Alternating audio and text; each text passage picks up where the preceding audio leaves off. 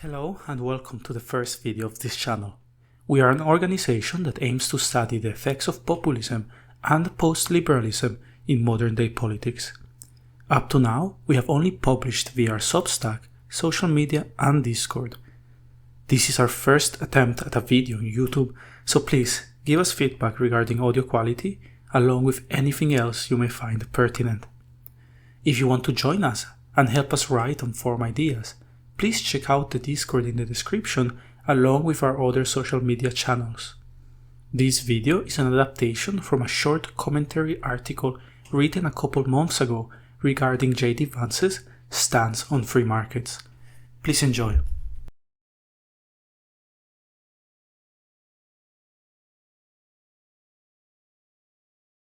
Because there were two conceits that our leadership class had when it came to globalization. The first is assuming that we can separate the making of things from the design of things. The idea of globalization was that rich countries would move further up the value chain while the poor countries made the simpler things. You would open an iPhone box and it would say designed in Cupertino, California. Now the implication, of course, is that it would be manufactured in Shenzhen or somewhere else. Globalization was never about maintaining the status quo. The fundamental idea behind globalization was that every nation would move further up the value chain by specializing in what they excel at. What JD Vance is proposing, however, is that globalization was merely an extension of control by wealthy nations over poorer ones. Yet, the data contradicts this assertion, and the historical record makes it abundantly clear that this was never its intended purpose.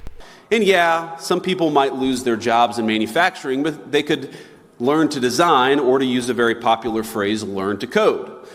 The notion that displaced American manufacturers should simply learn to code is not only dismissive, but also deeply misguided. However, the economic hardship faced by these workers was not a failure of globalization, it was a failure of governance.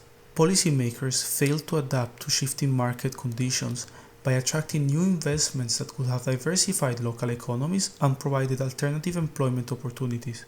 Moreover, the decline in America's manufacturing output is not a direct consequence of NAFTA or similar trade agreements. Instead, economic recessions have disproportionately affected industries reliant on consumer demand. At the same time, globalization has created millions of jobs in the United States, meaning that any decision to limit it would have benefited one group of people at the expense of others. But I think we got it wrong. It turns out that the geographies that do the manufacturing get awfully good at the designing of things. There are network effects, as you all well understand. The firms that design products work with firms that manufacture. They share intellectual property, they share best practices, and they even sometimes share critical employees. Now, we assume that other nations would always trail us in the value chain, but it turns out that as they got better at the low end of the value chain, they also started catching up on the higher end. We were squeezed from both ends. Now, that was the first conceit of globalization. Companies do share expertise to enhance efficiency and remain competitive. This benefits the American consumer, who enjoys lower prices and superior products as a result. If Vance believes this is problematic, then what alternative does he propose?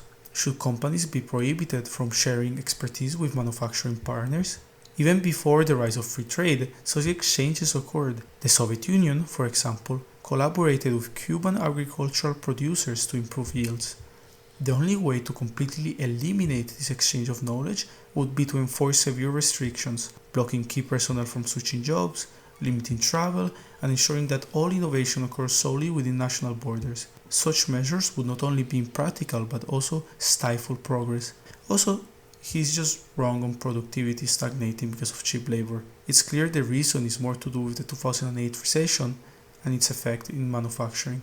I think the second is that cheap labor is fundamentally a crutch, and it's a crutch that inhibits innovation. I might even say that it's a drug that too many American firms got addicted to. Now, if you can make a product more cheaply, it's far too easy to do that rather than to innovate.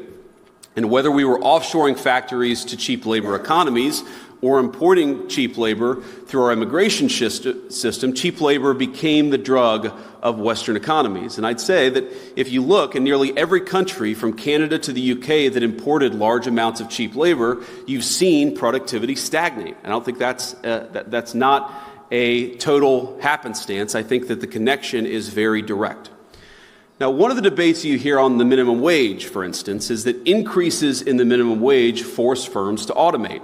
So a higher wage at McDonald's means more kiosks. And whatever your views on the wisdom of the minimum wage, I'm not going to comment on that here. Companies innovating in the absence of cheap labor is a good thing. I think most of you are not worried about getting cheaper and cheaper labor. You're worried about innovating, about building new things, about the old formulation of technology is doing more with less. You guys are all trying to do more with less every single day. And so I'd ask my friend.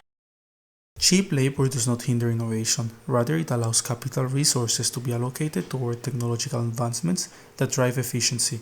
There is little incentive to innovate in industries where cheap labor remains a viable option. Instead, capital should be directed towards sectors where automation and technological breakthroughs are essential. And yes, when cheap labor is no longer available, adaptation will be necessary. But by that point, significant capital will have already been invested in innovation across other industries. Consider Walmart, for example. If developing robots to push carts or stock shelves were a priority, the company would have already done so. The reality is that such automation is often unnecessary when low-cost labor is available, allowing businesses to allocate resources more strategically. There is an odd and growing assumption that all technological advancements that replace human labor are inherently good, even when they require substantial capital investments at the expense of more practical alternatives. Both on the tech optimist side and on the populist side, not to see the failure of the logic of globalization as a failure of innovation. Indeed, I'd say that globalization's hunger for cheap labor is a problem precisely because it's been bad for innovation. Both our working people, our populists, and our innovators gathered here today have the same enemy. And the solution, I believe, is American innovation. JD Vance presents a false dichotomy when discussing American manufacturing. He frames the issue as though protecting domestic jobs comes without cost or trade-offs, assuming that technological advancements will always compensate for increased labor costs. What he fails to grasp is that any decision in this realm will inevitably lead to hardship for some segment of the population. While it is true that globalization has contributed to job losses in American manufacturing, it has also led to economic benefits for the majority of consumers. What Vance and his supporters are effectively asking is for the entire nation to sacrifice itself for the benefit of a relatively small group, one that, despite its size, wields disproportionate influence over American elections.